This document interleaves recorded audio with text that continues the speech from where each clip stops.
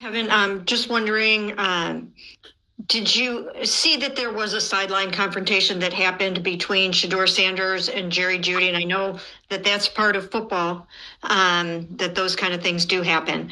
But I'm just wondering, what you not only thought of that, but what do you think is kind of going on with Jerry Jeudy in this season where it's just not going for him the way that he would have expected, or that I guess you guys would have expected?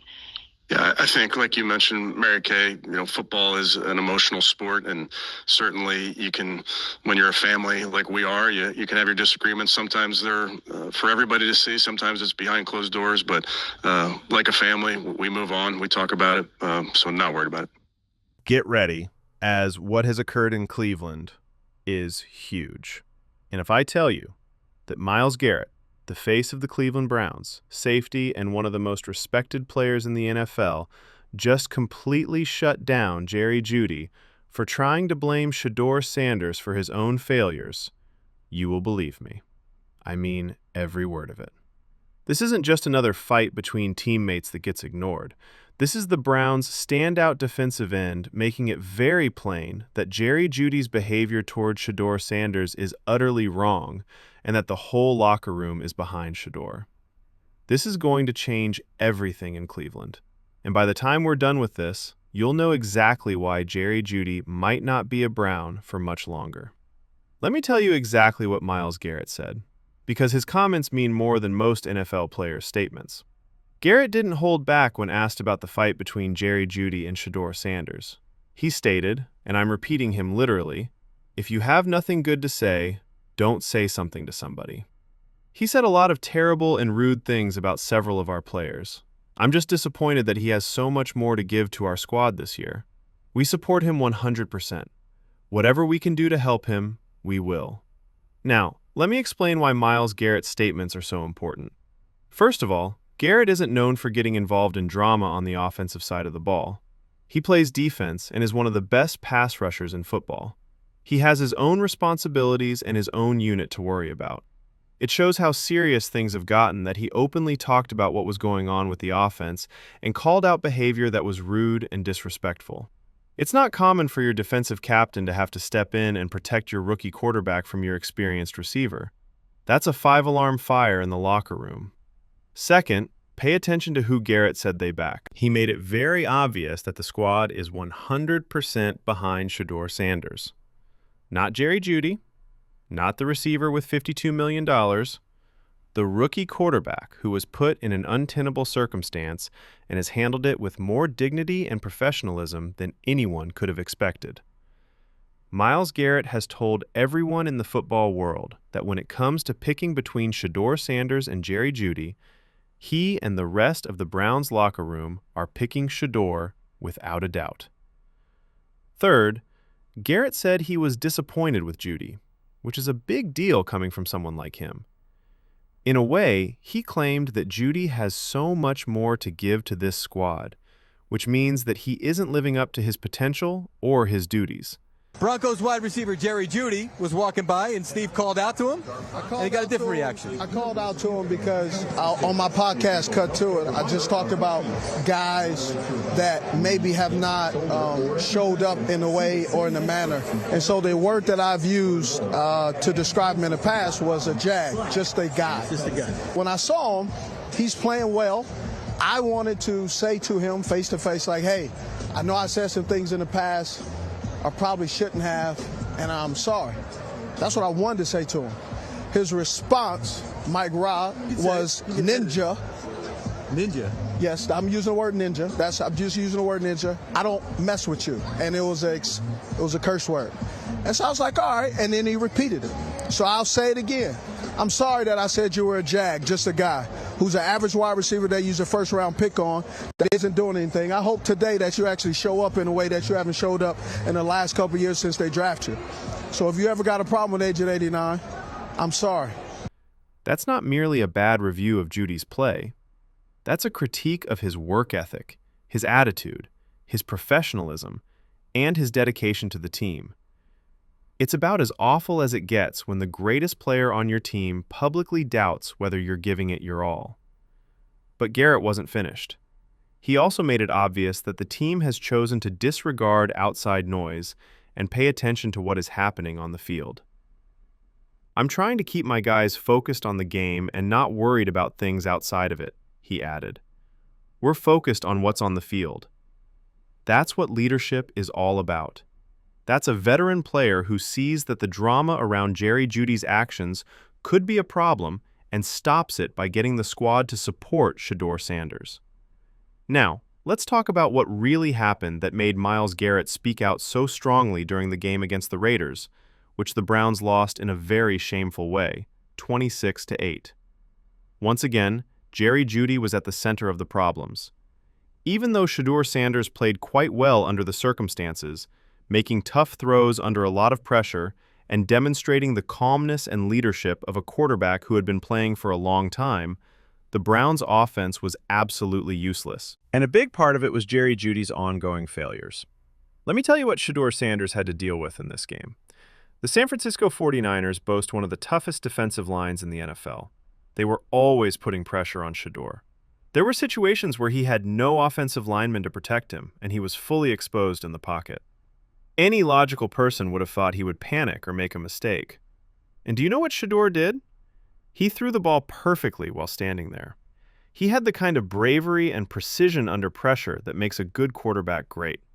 But none of that mattered because his receivers, especially Jerry Jeudy, weren't doing their jobs. This is crucial. Therefore, let me give you some particular examples. Shedeur read the defense perfectly on the Browns' opening offensive play of the game.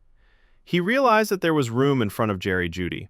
He threw the football right into that gap at the correct time, right where Jeudy should have been. But what did Jeudy do?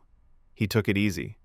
Instead of racing into the open space to catch the football, he slowed down his route, and what could have been an easy catch to start the game went to the ground. Shedeur Sanders isn't to blame for that. That has nothing to do with chemistry. That's not a problem with timing. That's Jerry Jeudy not doing what he's supposed to do. A receiver not running their route at full speed to the right depth is a simple mistake that they should know how to do. So, the ball and the receiver get to the same place at the same time. And this wasn't a hard change or a complicated route idea. This was an easy throw into space that Jeudy messed up by slowing down. But it gets worse. Shedeur made a fantastic deep throw to Jerry Jeudy in the last game. He was moving to his right, pulling defenders with him and making room downfield. He noticed Jeudy racing long and threw a fantastic ball that struck him in stride, putting him in the perfect spot to score a touchdown. The throw itself was perfect, the kind of throw that makes scouts fall in love with a quarterback's skills. And what did Jerry Jeudy do? He dropped the ball. He lost focus or awareness for a second and dropped the ball, which cost him 6 points. Think about how that will affect Shedeur Sanders' growth and numbers. He's throwing NFL-quality passes that should lead to big plays and touchdowns, but his receiver keeps dropping them. How can Shedeur make his receivers feel more confident when this continues happening? How can he trust that his teammates would catch the ball and make plays when he throws it to them? The answer is no. And that's really bad for a rookie quarterback who is trying to make a name for himself in this league. So, after all of these mistakes that Jerry Jeudy clearly made, what does Jeudy do? He shouts at Shedeur Sanders from the sideline. He attempts to blame the quarterback for things that are wrong with him. He puts on a show in front of everyone that makes both players look bad and causes problems in the locker room. It's really hard to believe that someone could be so unaware of themselves, so unable to take responsibility, and so eager to shift blame to someone else when the movie makes it so plain who is to blame. Shedeur Sanders displayed great maturity and leadership here. After the game, he could have thrown Jerry Jeudy under the bus and told the media about all of Jeudy's blunders, making Jeudy look as horrible as he deserves to look. Shedeur did things in an entirely other way. He said that the squad needed to work well together. He said that they should become used to each other in every situation. He said that it takes time to build a good offense, and that it won't materialize overnight like a microwave. Shedeur stated, "As players and as teammates, we have to be able to gel with each other and be comfortable with each other in every situation. That takes time. This team is not going to be a microwave thing." That's a great point of view from a rookie. He admits that there are chemistry problems, but he doesn't point fingers at anyone. Even when his teammates don't deserve it, he gives them the benefit of the doubt. He's putting the locker room's togetherness before his own reputation. That's what true leaders do. Shedeur, on the other hand, was also frustrated, and he was right to be. He said that the team didn't have enough confidence, that the plays weren't being run well enough, and that the offensive wasn't stable. "It's about getting the guys together and being more confident when we're getting slow," he added. "I didn't do a good job of it today." Getting everyone together when things aren't going well. Look at what he did. He even took the blame for not getting everyone on the same page when talking about team failures. He didn't remark, "Jeudy dropped passes," or "my receivers aren't running their routes." As the head of the offense, he took responsibility for it. Myles Garrett and the rest of the Browns' locker room have come together around Shedeur Sanders because of his sense of responsibility, his selflessness, and his leadership. They see a young quarterback who is striving to do everything right, making the throws, showing toughness, and accepting responsibility even when he doesn't have to. And they witness Jeudy doing the opposite, making mistakes and blaming others. The coaching decisions in this game also need to be looked at because Kevin Stefansky keeps putting Shedeur Sanders in bad circumstances. In the red zone, the Browns had a chance to score at a very important time. Shedeur had been moving the ball well, making plays with both his arms and legs, and proving that he could get through the tight areas of the red zone. And what did Stefansky do? He took Shedeur out of the game and gave the ball to running back Jerome Ford, who was up against a 49ers defense that was dominating the line of scrimmage. Everyone could see that Ford was having trouble with how rough the San Francisco players were. There wasn't any push at the line for him. He wasn't able to break tackles. He wasn't doing anything. Stefansky, on the other hand, elected to take the ball away from his quarterback during a crucial scoring chance and give it to a running back who was being absolutely stuffed. Anyone with working eyes could have anticipated that decision would backfire catastrophically, and it cost the Browns points they really needed. These are the kinds of coaching choices that make it very hard to judge Shedeur Sanders fairly. He is playing well, making the throws and displaying leadership, but his coaches are not putting him in situations where he can win. Conservative play calling, bad choices, and a system that doesn't trust him to create plays even when he's shown he can are all holding him back. And when the offense has problems, the talk turns to the quarterback instead of all the things that are going wrong around him. Kevin Stefansky was asked straight after the game if Shedeur Sanders will start the next game. Stefansky's first answer was telling, even though this should have been an easy question because Shedeur played so brilliantly considering the conditions. He claimed he would have to watch the film again, that Shedeur was fighting like everyone else, and that there were plays he would like to have back. Stefansky delivered a classic coach's statement that didn't really say much, but when asked directly if Shedeur will start next week, he eventually provided a clear answer. Yes, that one-word answer is important because it shows that the Browns are at least somewhat committed to Shedeur Sanders as their quarterback going forward. It's a way of saying that Shedeur has done enough to keep his starting job.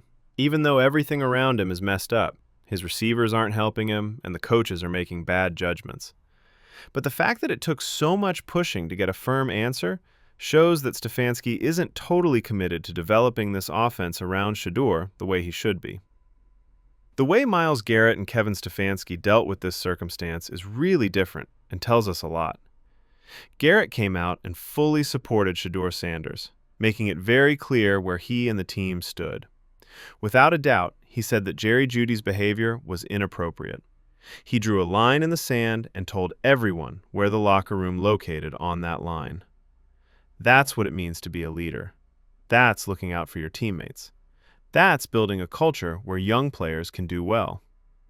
Stefansky, on the other hand, has been wishy-washy, non-committal, and annoyingly unclear about how much he supports Shedeur. He won't come out and state that Shedeur is the person going ahead. He won't allow him really show what he can do by opening up the playbook. He won't hold veterans like Jeudy responsible when they are clearly the problem. He's trying to be careful, not offend anyone, and not make any strong remarks. In doing so, he's not giving his rookie quarterback the clear direction and support he needs. The Browns lost to the 49ers in a bad way. There's no way to make it sound better. 26-8 is a beatdown by any standard. But Browns supporters should hold on to the silver lining that was hidden in that loss. Shedeur Sanders proved that he can play in this league. He made throws under pressure that most first-year players can't. He had a level of pocket presence and knowledge that was beyond his years. He showed mental tenacity that can't be learned. And he dealt with the tough times with a level of maturity and professionalism that many veterans lack. Shedeur Sanders isn't the problem. Everything around Shedeur Sanders is the problem. The receivers who can't catch or won't run their routes right, the coaches who won't give him a chance or develop an offense that takes advantage of his strengths, the offensive line that can't always keep him safe, the conservative play calling that limits his ability to make plays. All of those things may be fixed, but the organization needs to make substantial changes, not just small modifications here and there. Jerry Jeudy's behavior during all of this has been unacceptable, and Myles Garrett calling him out in front of everyone is hopefully the wake-up call Jeudy needs. But given everything we've seen from Jeudy this season, his past of not being able to handle criticism or take responsibility, and his repeated trend of underperforming and having attitude problems, it's hard to believe that he's going to suddenly change things. This is more likely who Jerry Jeudy is. A skilled player who never quite lives up to his skill because he always makes excuses and blames others instead of doing what it takes to be great. The Browns have a simple question to answer going forward. Will they build around Shedeur Sanders and provide him the help he needs to achieve well? Or will they keep doing things this way, which shields veterans who aren't doing anything and inhibits the rookie quarterback who is showing promise? Myles Garrett has made it obvious what he thinks. The locker room has made their point plain. They're on Shedeur's side. It's time for the front office and the coaching staff to make the same promise. This is the truth that everyone in Cleveland needs to know. It's not often that you find franchise quarterbacks. They're the hardest people to locate in all of athletics. You do everything you can to help a young quarterback like Shedeur Sanders grow and develop when he has the talent, toughness, leadership, and other qualities that he does. Don't give him receivers who drop passes and then criticize him for their faults. You don't call plays that don't give him a chance to win. You don't waste time deciding if he's the starter going forward. You make a promise to him. You put things around him. You give him the tools, safety, and system he needs to grow his skills. If players like Jerry Jeudy don't want to be a part of that program and they keep causing problems and pointing fingers, then you have to let them go, no matter how much money they're getting or how good they are. When it comes to developing a winning culture, attitude and accountability are more important than talent. Myles Garrett gets this. The Browns locker room knows this. Kevin Stefansky, Andrew Berry, and Jimmy Haslam need to comprehend it now too. If they don't mess it up, Shedeur Sanders is the future of this team.